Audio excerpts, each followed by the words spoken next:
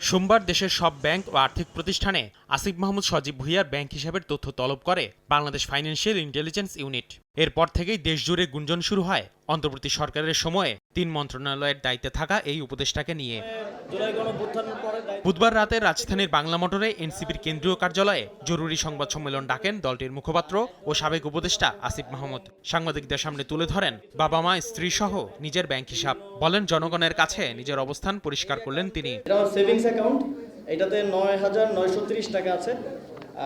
আর আরেকটা হচ্ছে আমার স্যালারি অ্যাকাউন্ট, যেটা আমার গভর্নমেন্টে থাকা অবস্থায় স্যালারি সহ। এই অ্যাকাউন্টে এখন আছে ৯,৭৮,৬২৬ টাকা।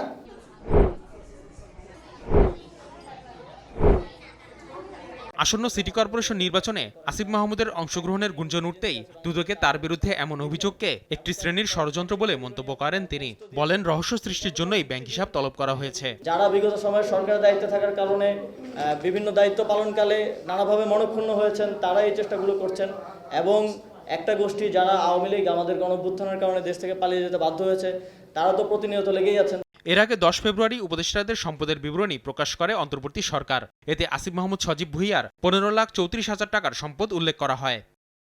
আসিফ মোহাম্মদ সিয়াম, সময় সংবাদ, ঢাকা।